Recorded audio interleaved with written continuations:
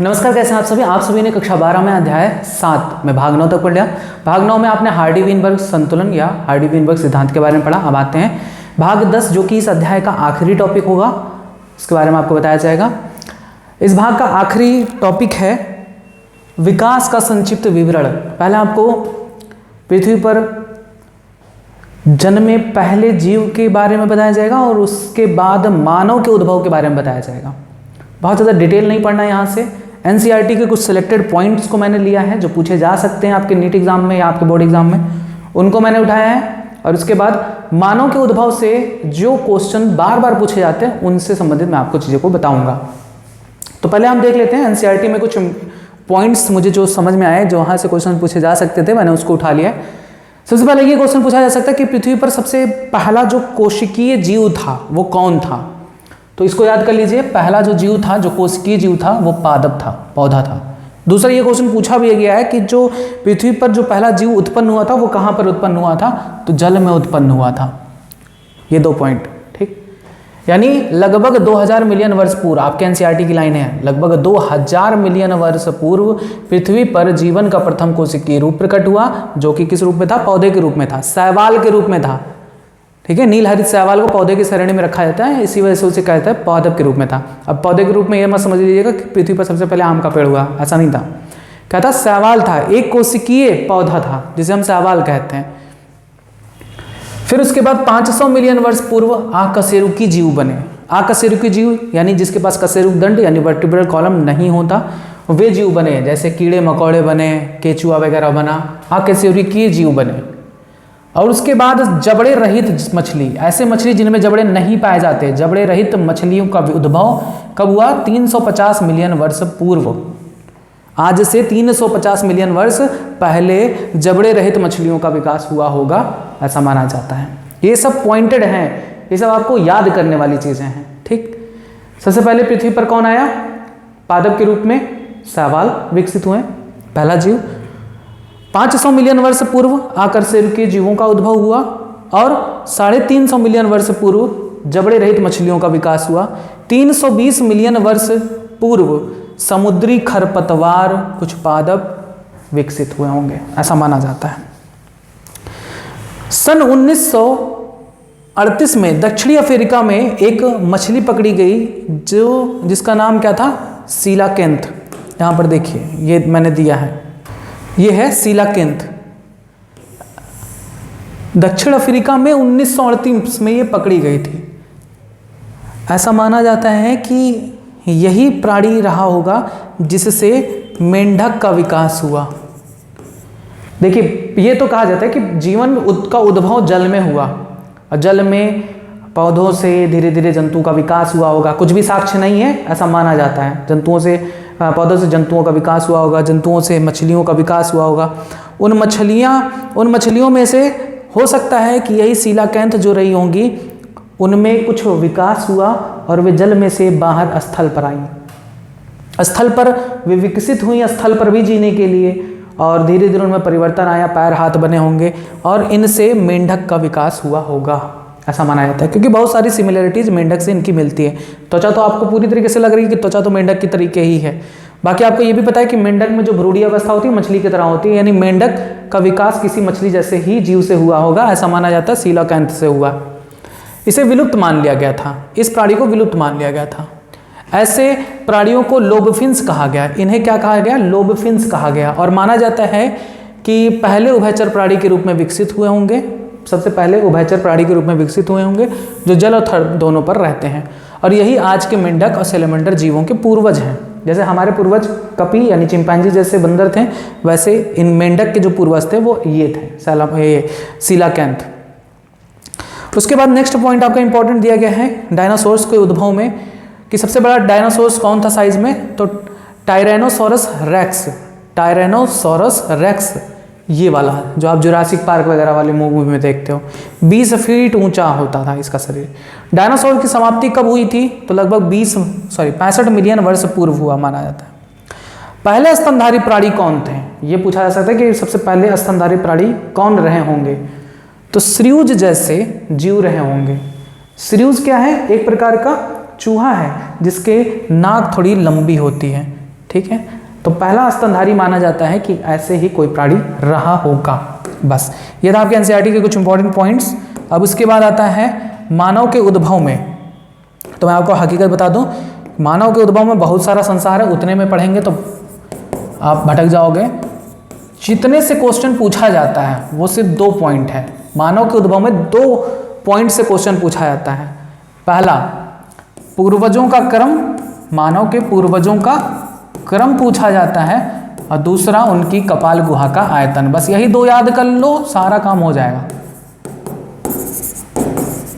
ठीक, इससे ज़्यादा पढ़ने की जरूरत इसके बारे में नहीं है, बाकी आपकी मर्जी। तो मानव के उद्भव में सबसे पहला कौन रहा होगा हमारा पूर्वज, मानव का पूर्वज सबसे पहला कौन रहा होगा, तो वो है ड्रायोपिथेकस।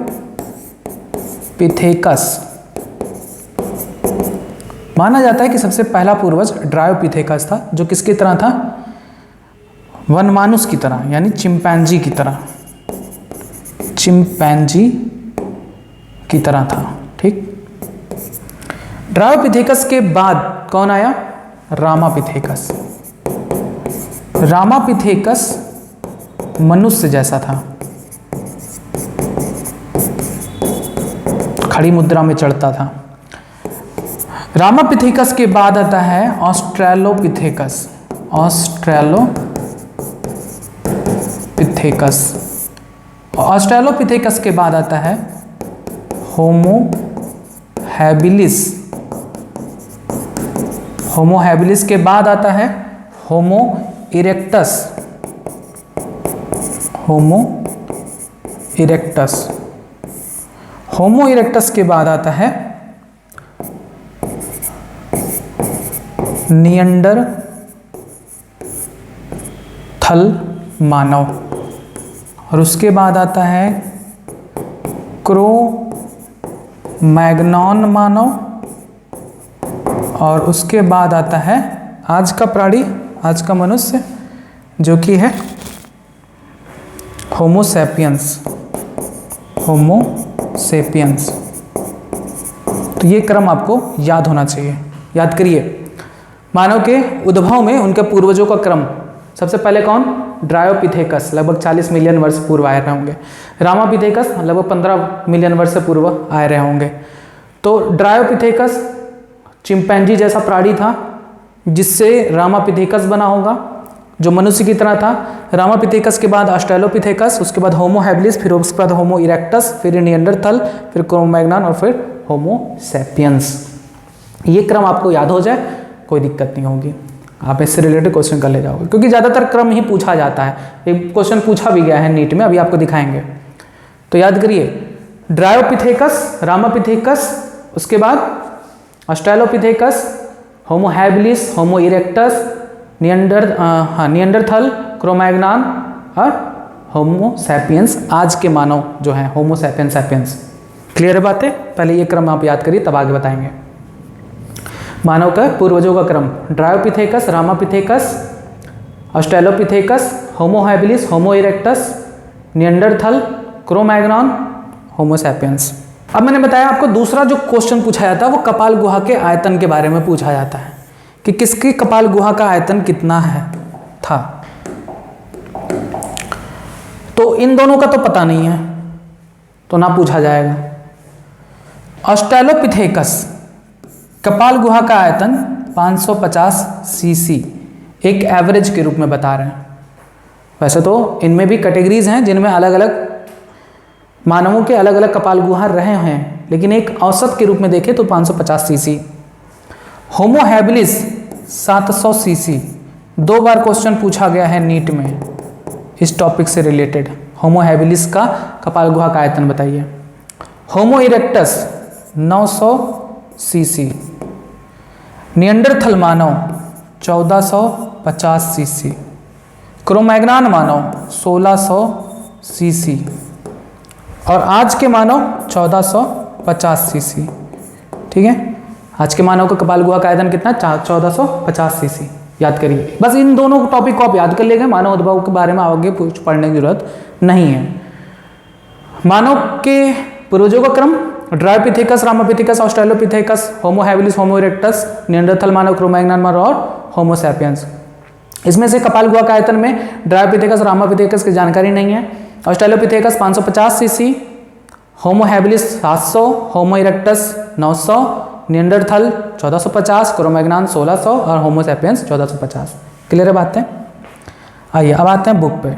देखिए एक क्वेश्चन पूछा गया है, होमोनिडों को उनके सही मस्तिष्क माप के साथ मिलान कीजिए। यहाँ पर दिए गए होमो हैबिलिस, होमो निएंडरथैलेंसिस, होमो इरेक्टस, होमो सैपियंस का और इधर कपाली गुहा का आयतन, कपाल गुहा का आयतन। तो बताइए होमो हैबिलिस आपने भी पढ़ा है, होमो हैबिलिस कितना होता है 700, निएंडरथैलेंसिस 1450 सीसी, उसके बाद होमो इरेक्टस 900 सीसी पढ़ा है आपने, होमो सैपियंस 1450 सीसी। ठीक, तो यहाँ पर देखिए होमो हैबिलिस 700 नहीं दिया गया एक्यूरेट, 650 से 800 सीसी दिया गया है, लगा दीजिए। निएंडरथैलेंसिस 1450 बी का ये लगा दीजिए। होमो इरेक्टस 900, अब ऑप्शन के अकॉर्डिंग लगा दीजिए। अलग अलग बुक में अलग अलग दिए हुए हैं, लेकिन जो एक एवरेज होता है उसके अकॉर्डिंग आप देखकर ऑप्शन को सिलेक्ट कर सकते हो। पहले का तीसरा तीनों में है, बी का होमो निएंडरथैलेंसिस 4, देखिए बी का 4, यानी ऑप्शन सी सही जाएगा इनके अकॉर्डिंग। अलग अलग बुक में अलग अलग दिया गया है, मैंने जैसे बताया कि अब यहाँ पर इनके अकॉर्डिंग होमो निएंडरथैलेंसिस 1400 सीसी हैं, जबकि हमने 1450 बताया था। होमो erectus 900 CC, D2, Homo sapiens 1350, D का 2, होमो सैपियंस 1350 इनके तहत। तो लगभग में आएगा, जब भी वैल्यू आएगी लगभग में आएगी, एक्यूरेट कहीं पर भी आपको किसी बुक में नहीं मिलेगा। सब जगह पे थोड़ा बहुत ऊपर नीचे दिया गया है कि निएंडरथैलेंसिस का 1450 सीसी ब्रेन कैपेसिटी, किसी में 1400 सीसी दिया गया है, इस तरह से। नेक्स्ट क्वेश्चन देखिए। देखिए नेक्स्ट क्वेश्चन पूछा गया है कि आदिमानव से अभिनव मानव विकास का कालानुक्रमिक क्रम बताइए। आदिमानव से अभिनव, आज के मानव यानी पूर्वज से आज के मानव का क्रम आपने पढ़ा है, कौन कौन से आपने पढ़ा है, कौन कौन सा? पहले ड्रायोपिथेकस और उसके बाद रामापिथेकस और उसके बाद ऑस्ट्रेलो, ठीक है ऑस्ट्रेलो, और उसके बाद हैबिलिस, होमो हैबिलिस, और उसके बाद होमो इरेक्टस, उसके बाद निएंडरथल, और उसके बाद क्रो-मैग्नन और उसके बाद सैपियंस, होमो सैपियंस। यही क्रम पढ़ा है ना, ढूंढ डालिए। देखिए Australopithecus, Homo habilis, Australopithecus Homo habilis तक सही है, लेकिन रामापिथेकस आ गया, ये ऑप्शन गलत। इनसे पहले होना चाहिए था रामापिथेकस को, ऑस्ट्रेलोपिथेकस फिर रामापिथेकस, बैक आ गए, ये भी ऑप्शन गलत। रामापिथेकस, ऑस्ट्रेलोपिथेकस, होमो हैबिलिस, होमो इरेक्टस, यानी ये वाला सीरीज दिया गया है यहाँ से उठा के, ऑप्शन सी सही जाएगा। ठीक है, डी को भी देख लीजिए, डी ऑप्शन क्या है, रामापिथेकस, होमो हैबिलिस, ऑस्ट्रेलोपिथेकस को उधर कर दिए, यानी डी ऑप्शन भी गलत है, ऑप्शन सी सही जाएगा। ठीक, ये पूछा गया था नीट 2016 में। ठीक है, बस इतने क्वेश्चन पूछे गए थे। अब इसके बाद आते हैं बुक पर। देखिए मानव वंश का विकास, जो मैंने आपको बताया है 2 पॉइंट, एक पूर्वजों का क्रम और दूसरा कपाली गुहा का आयतन, इतना आप पढ़ लोगे तो इसके आगे पढ़ने की जरूरत नहीं पड़ेगी। फिलहाल जो मैंने बुक में दिया उसको आपको मैं बता दूं। मानव का उद्भव और विकास लगभग 40 मिलियन वर्ष पूर्व सबसे पहले कौन है, ड्रायोपिथेकस, और उसके बाद रामापिथेकस। ये नर वानर थे, इन लोगों के शरीर बालों से भरपूर थे, आपको फिगर में दिखा है तो ये देखिए, ये है ड्रायोपिथेकस, ये है रामापिथेकस, पूरा शरीर बालों से एकदम ढका था। ड्रायोपिथेकस जो था वो चिंपैंजी की तरह था, और जो रामापिथेकस था वो थोड़े मनुष्य की तरह था, क्योंकि 2 पैरों पे भी चलता था। ठीक, तो वही कह रहे हैं कि इन लोगों के शरीर पर बालों पर भरपूर थे, गोरिल्ला चिंपैंजी जैसे चलते थे। रामापिथेकस मनुष्य जैसे थे, जबकि ड्रायोपिथेकस किसके तरह थे, वनमानुष की तरह थे। इनके जीवाश्म कहाँ से प्राप्त हुआ? इथोपिया तथा तंजानिया में कुछ जीवाश्म अस्थियां मानव जैसी प्राप्त हुई हैं। ये जीवाश्म मानवीय विशिष्टताएं दर्शाती हैं जो इस विश्वास को आगे बढ़ाती हैं कि 3-4 मिलियन वर्ष पूर्व मानव जैसे नरगढ़ प्राइमेट्स पूर्वी अफ्रीका में विचरण करते थे। यानी जो मनुष्य के जो पूर्वज रहे होंगे वो कहाँ थे? पूर्वी अफ्रीका। देखिए मैक्सिमम जो मानवों के जो जीवाश्म प्राप्त हुए वो अफ्रीका में ही प्राप्त हुए। मानव वंश का विकास। मानव वंश के विकास में सबसे पहले प्रागैतिहासिक मानव आते हैं, फिर उसके बाद जावा के कपी मानव, फिर पेकिंग मानव, फिर निएंडरथल मानव, फिर क्रो-मैग्नॉन मानव आते हैं। ये सीरीज भी कभी कभार पूछा जा सकता है। प्रागैतिहासिक मानव के जीवाश्म 1.75 मिलियन वर्ष पूर्व से लेकर 10,000 पूर्व तक प्राप्त हुए। मानव के विकास क्रम में प्रागैतिहासिक मानव के सर्वाधिक जीवाश्म कहाँ से प्राप्त हुए? अफ्रीका की चट्टानों से प्राप्त हुए। मानव के विकास में, याद करिए, मानव के विकास में प्रागैतिहासिक जो मानव हैं, प्रागैतिहासिक मानव, उनके जो जीवाश्म कहाँ से प्राप्त हुए? अफ्रीका से प्राप्त हुए हैं। अभी मैंने आपको क्रम याद करा दिया है। ड्रायोपिथेकस सबसे पहले आए, फिर रामापिथेकस, फिर ऑस्ट्रेलोपिथेकस, होमो हैबिलिस, होमो erectus, Neanderthal, crow-Magnon, Homo sapiens. अब इनके आप क्या कहते हैं, आपका कपाली गुहा का आयतन भी याद कर लिए। इनके बारे में है नहीं, इनके बारे में है नहीं। ऑस्ट्रेलोपिथेकस आपने पढ़ा 550 सीसी, और होमो हैबिलिस आपने पढ़ा 700 सीसी, और होमो इरेक्टस आपने पढ़ा 900 सीसी, निएंडरथल मानव 1400 सीसी, क्रो-मैग्नॉन मानव 1600 सीसी, और होमो सैपियंस 1450 सीसी। ठीक है, 1450 सीसी। हालांकि एनसीईआरटी में, सॉरी नीट में जो क्वेश्चन पूछा गया था 1350 सीसी दिया था। आइए, मानव का विकास निम्न चरणों में हुआ। सबसे पहला चरण आता है ऑस्ट्रेलोपिथेसीनी चरण। इनमें जो मानव आते हैं उनकी विशेषता क्या है? खड़ी मुद्रा में चलते हैं, इनका मस्तिष्क छोटा होता है। पूर्व प्लीस्टोसीन में मानव खड़ी मुद्रा में हो गई, लेकिन उसका मस्तिष्क जो था वो कपी के मस्तिष्क के समान था। इस तरह के मानव को उपकुल ऑस्ट्रेलोपिथेसीन में रखा गया। यानी खड़ी मुद्रा में चलते थे, मनुष्य की तरह दिखते थे, लेकिन इनका जो मस्तिष्क था वो कपी के समान था, इसलिए इसे ऑस्ट्रेलोपिथेसीनी में रखा गया। इसका पहला जीवाश्म कहाँ से प्राप्त हुआ?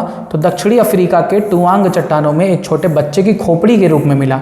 इसके बाद इसकी प्रौढ़ की पदास्थियाँ, इनके वयस्क की पदास्थियाँ, जबड़े, करोटी आदि के जीवाश्म अफ्रीका से ही मिले। इसे ऑस्ट्रेलोपिथेकस अफ्रीकैनस कहते हैं, क्योंकि अफ्रीका में इसका जो अवशेष मिला था, नाम दिया गया। इसके मुख्य लक्षण क्या क्या हैं? तो इनके मुख्य लक्षण हैं कि 4 फीट लंबे थे, इनका वजन 20 से 35 किलोग्राम था, कपाली गुहा का आयतन इतना था, औसत 550 सीसी था। कैनाइन दांत थे, छोटे थे कैनाइन दांत छोटे थे। तो कैनाइन दांत जो छोटे होते हैं वो क्या दर्शाते हैं? शाकाहारी। करोटी के पीछे ग्रीवा पेशियों को सहारा देने के लिए उभार नहीं थे। मोलर दंत बड़े, मुख आगे की ओर निकला था, ये देखिए मुख आगे की तरफ निकला हुआ था। सुरोड़ी मेखला चौड़ी और गहरी थी। बेढंगे औजार बनाकर शिकार करते थे। ठीक, इसके अलावा पूर्व प्लीस्टोसीन में उपकुल ऑस्ट्रेलोपिथेसीनी से कुछ और जीवाश्म मिले जो 2 प्रमुख थे। 2 जीवाश्मों के बारे में वर्णन दे दिए हैं। ऑस्ट्रेलोपिथेकस रोबस्टस, इसका नाम रोबस्टस क्यों रखा गया? रोबस्टस का हिंदी मीनिंग होता है मजबूत, क्योंकि इनका शरीर मजबूत था। इनका शरीर मजबूत था, गठीला शरीर था, 60 किलोग्राम इसका वेट था। इसके जीवाश्म रॉबर्ट ब्राउन को मिला था अफ्रीका में, जोहान्सबर्ग से। इन्हें इसका नाम इसलिए दिया गया क्योंकि मजबूत, लंबा, शरीर भारी था। इनके जबड़े में कैनाइन दांत छोटे थे, शाकाहारी थे। इनकी कपाली गुहा का आयतन 600 सीसी था। तो कभी कदार ऑस्ट्रेलोपिथेकस रोबस्टस के बारे में पूछा जा सकता है, कपाली आयतन तो 600 सीसी। हालांकि इतना पूछा नहीं आता, मत याद करिएगा, बाकी आपकी मर्जी। दूसरा जो जीवाश्म ऑस्ट्रेलोपिथेसीनी चरण में मिला था वो था तंजानिया में मिला था, जींद क्षेत्र में। इसके मुख्य लक्षण थे, इनका शरीर भारी, 145 सेंटीमीटर लंबा था, कपाली गुहा का आयतन 615 सीसी था, मस्तिष्क चपटा, माथा अनुपस्थित था, अति विकसित भौहें थी, बेढंगे औजार बनाते थे, और मुख्यतः क्या थे? मांसाहारी थे। द्वितीय चरण पीथेकैंथ्रोपियन चरण आता है, जिसमें मध्यवर्ती मस्तिष्क आता है। इसके जीवाश्म 5 लाख वर्ष पूर्व मिले। मायर ने इन्हें वंश होमो की इरेक्टस जाति में रखा, लेकिन इनका देसी नाम क्या था? पीथेकैंथ्रोपियंस। इसके मुख्य रूप में जावा मानव आते हैं, पेकिंग मानव आता है, अटलांटिक मानव, होमो हैबिलिस आता है। जावा मानव के बारे में तो इसके जीवाश्म यूजीन ड्यूबोइस को जावा की सोलो नदी के पास प्राप्त हुआ। यह लगभग 6 लाख वर्ष पूर्व मध्य प्लीस्टोसीन में पाए जाते थे। मायर ने 1950 में इसे होमो इरेक्टस नाम दिया। अब होमो इरेक्टस के लक्षण क्या हैं? लगभग 5 फीट लंबे थे, इनका वजन 70 किलो था। इनके जबड़े आगे की ओर निकले हुए थे, ये रहा, और इनके भौहें मोटी थीं, माथा आगे की तरफ निकला हुआ था। कपाल गुहा का आयतन 900 सीसी था, बताए ही है, होमो इरेक्टस का 900 सीसी होता है। सर्वाहारी थे, नरभक्षी भी थे। यह पत्थर और अस्थियों के औजार तथा अग्नि का प्रयोग करते थे, यह गुफाओं में रहते थे। यह हैं जांबा मानव। पेकिंग मानव के बारे में मायर ने बताया। पेकिंग मानव के बारे में किसने बताया? मायर ने। इन्हें होमो इरेक्टस पेकिंसिस नाम दिया गया। होमो इरेक्टस पेकिंसिस अधिक बुद्धिमान थे। इनकी जो कपाली गुहा का आयतन था 850 से 1300 सीसी था, और माथा छोटा, आगे निकला हुआ, ठोड़ी अनुपस्थित, कैनाइन दांत बड़े थे, नुकीले औजारों का इस्तेमाल करते थे, जंतुओं को मारने, काटने, और कदाचित नरभक्षी भी थे। इनके जीवाश्मों के आसपास चारकोल के ढेर से यह पता चलता था कि अग्नि का अधिक प्रयोग ये करते थे, पेकिंग मानव। ठीक है, इन्हें समय का ज्ञान था और अपने विचारों को एक दूसरे को समझा सकते थे, सामूहिक रूप से गुफाओं में रहते थे। अटलांटिक मानव के बारे में, इसके जीवाश्म 1955 में अफ्रीका के अल्जीरिया से प्राप्त हुए। मायर ने इसका नाम होमो इरेक्टस मोरिटेनिकस रखा। इनके लक्षण में जावा और पेकिंग मानव से मिलता जुलता था। मस्तिष्क कम विकसित था। होमो हैबिलिस का कद था 110 से 140 सेंटीमीटर। इनकी कपाली गुहा का आयतन 700 सीसी था, जिनके बारे में नीट में 2 बार क्वेश्चन पूछा गया है। ठीक है, 2 बार। दांत मानव के समान थे, सीधा चलता था। ये हैं आपके होमो हैबिलिस। निएंडरथल मानव, जो कि इस तरह से दिखता था, बड़े आकार का मस्तिष्क था। इसके जीवाश्म आदि प्लीस्टोसीन से 40,000 वर्ष पूर्व मिले। यह खड़ी मुद्रा में चलते थे। कपाली गुहा वर्तमान मानव के बराबर थी। निएंडरथल 1450 सीसी आज के भी समय के मानव का है। इनके भी कपाली गुहा का आयतन 1450 सीसी था। इसका वितरण यूरोप, एशिया, उत्तरी अफ्रीका, दक्षिणी रूस में था, यानी ये इन जगहों पर पाए जाते थे। निएंडरथल मानव, इसका नाम होमो निएंडरथैलेंसिस रखा गया। इसके मुख्य लक्षण क्या था? कद 160 सेंटीमीटर, सुडौल और शरीर भारी था। माथा छोटा और भौहें चौड़ी थी। थोड़ी स्पष्ट नहीं थी। नाक जो है वे चौड़ी थी। मस्तिष्क में स्थित वाक क्षमता के केंद्र अत्यधिक विकसित थे, जिससे यह पता चलता था कि ये वाक्यों को बोलने में सक्षम थे, परंतु इनका मस्तिष्क आधुनिक मानव जितना जटिल नहीं था। या उत्तम औजार बनाते थे, उपयोग करते थे। मुर्दों की रीति रिवाज के अनुसार दफनाते थे। नरभक्षी भी थे, किंतु धर्म और आत्मा की अमरता पर बल देते थे। आदिवासी कह लीजिए। या जानवरों को मारते थे और उनकी खाल को खुरच कर कपड़े और ओढ़ने के काम में लाते थे। खाना बदोश थे और खेती और पशुपालन नहीं करते थे। ठीक है, ये थे निएंडरथल। फिर आता है वर्तमान चरण, जिसमें क्रोमैग्नान मानव आया। इन्हें निएंडरथल मानव भी कहा जाता है। वर्तमान मानव के बीच की कड़ी माना जाता है। इन्हें निएंडरथल मानव, यानी निएंडरथल मानव और आज के मानव के बीच की कड़ी माना जाता है। ये लाइन इंपॉर्टेंट है। निएंडरथल मानव और वर्तमान मानव के बीच की कड़ी कौन है? क्रोमैग्नान, क्योंकि क्रम में भी ये बीच में ही आया था। निएंडरथल मानव के बाद क्रोमैग्नान मानव, क्रोमैग्नान के बाद वर्तमान मानव आया था। इसकी उत्पत्ति लगभग 30,000 वर्ष पूर्व हुई थी और यह 10,000 वर्ष पूर्व विलुप्त हो गए। इन्हें क्रोमैग्नान मानव कहा जाता है। इन्हें आधुनिक मानव की एक उपजाति सैपियंस फॉसिलिसिस माना गया है। इनके मुख्य लक्षण क्या थे? लंबाई 6 फीट थी और चेहरा सीधा चौड़ा था। पैर का निचला खंड लंबा था, जो सीधे खड़े होकर चलने में सहायक थे। कपाली गुहा का आयतन ज़्यादा था, 1400 सीसी था। बाहों के उभार कम चौड़े थे। अब यहाँ पर ये क्वेश्चन पूछा जा सकता है कि किस मानव पूर्वज के कपाली गुहा का आयतन सबसे अधिक था? तो इसी का था, क्रोमैग्नान का, 1600 सीसी। नाक उठी हुई, संकरी थी। गुफाओं में छोटे परिवार बना के रहते थे। अग्नि पर खाना पक्का कर बनाते थे और ये सारी चीज़ें। पशुपालन, कृषि करने का गुण नहीं था। यह है क्रोमैग्नान मानव। यह धार्मिक रीति रिवाजों से मुर्दों को गाड़ते थे। या वर्तमान मानव के सीधे पूर्वज ये हैं, यानी डायरेक्ट आज के जो मानव हैं उनके डायरेक्ट ये एंसेस्टर हैं। अब वर्तमान मानव के बारे में क्या बताना है? जानते ही हैं, इसकी उपजाति, मतलब हम लोगों का जो साइंटिफिक नेम है वो क्या है? होमो सैपियंस सैपियंस, यानी हम एक मनुष्य जिसका साइंटिफिक नेम क्या है? होमो सैपियंस सैपियंस, आज के मानव का। इसका उद्भव 10,000 वर्ष पूर्व कैस्पियन सागर के पास हुआ। इस दौरान इसमें निम्न लक्षण विकसित हुए। मानव पूरी तरह से सीधा खड़ा हुआ। कशेरुक दंड में 4 उल्टे घुमाव आ गए। प्रमस्तिष्क अनुमस्तिष्क ज़्यादा विकसित हो गए, जिससे इनका स्थान सर्वोत्तम हुआ। इनमें बोलने सोचने की क्षमता अधिक विकसित हुई। कपाल गुहा का आयतन 1450 सीसी हो गया। हाथ पैरों से बहुत छोटे तथा सीधे हो गए। हाथ जो थे पैरों से छोटे हो गए और सीधे हो गए। दोनों आंखें पास पास सामने आ गई। द्विनेत्रीय दृष्टि पूर्ण रूप से विकसित हो गई। माथा सीधा चौड़ा हो गया। ठोड़ी उभरी हुई, चेहरा सुंदर हो गया और धीरे धीरे और सुंदर होता जा रहा। लिपस्टिक और मेकअप करके या अधिक सभ्य हो गए, कृषि समाज धर्म आदि को महत्व देने लगे। वर्तमान मानव की प्रजातियों में, अब देखिए वर्तमान मानव में भी कई प्रजातियां हैं। आपने देखा ना काले गोरों में भेद नहीं, तो भेद है। यहाँ पर देखिए वर्तमान मानव की उपजाति होमो सैपियंस सैपियंस अनेक भौगोलिक प्रजातियों में बटी हुई है, यानी अलग अलग क्षेत्रों के अनुसार होमो सैपियंस सैपियंस में भी थोड़ी भिन्नता है। एएस रोमर ने मानव प्रजातियों को निम्न 4 समूहों में बांटा। मानव जो प्रजाति है पूरी पृथ्वी पर उसे 4 समूहों में बांटा। कौन कौन से? एक थे कोकासाइड रेस, इसे कहते हैं कोकासाइड रेस। इनके बाल घुंघराले, नाक पतली, त्वचा सफ़ेद होती है। यह यूरोप, दक्षिणी पश्चिमी एशिया, उत्तरी अफ्रीका में विकसित हुए। ऐसे मनुष्य जिनके बाल घुंघराले, नाक पतली, त्वचा सफ़ेद थी, यूरोप, दक्षिणी पश्चिमी एशिया में पाए गए, उत्तरी अफ्रीका में विकसित हुए। दूसरे आते हैं नीग्रॉइड। इनके बाल ऊनी, कुंडलित, चौड़ी नाक, त्वचा काली, अफ्रीका, पैसिफिक द्वीप, Congo, Andaman, Malaya, New Guinea, Philippine आदि में पाए जाते हैं। अफ्रीका के लोगों को देखा होंगे आप, इनके बाल खूब घुंघराले होते हैं, काले कलूटे से होते हैं, वे नीग्रॉइड कहलाते हैं। मंगोलाइड जो एशिया के होते हैं, जैसे चीन, इनके जापान अपान के लोग मंगोलाइड कहलाते हैं। इनके बाल सीधे होते हैं, नाक बीच की तथा त्वचा पीली होती है, भूरी होती है। चीनी, जापानी, मंगोल, एस्किमी, रेड इंडियन मिलते हैं। ऑस्ट्रेलाइड, इनके बाल घुंघराले, नाक बीच की तथा त्वचा भूरी होती है। ऑस्ट्रेलिया तथा अफ्रीका के बुशमैन, भारत के भील तथा श्रीलंका के वेढ़ा आदि इस प्रकार के मानव हैं।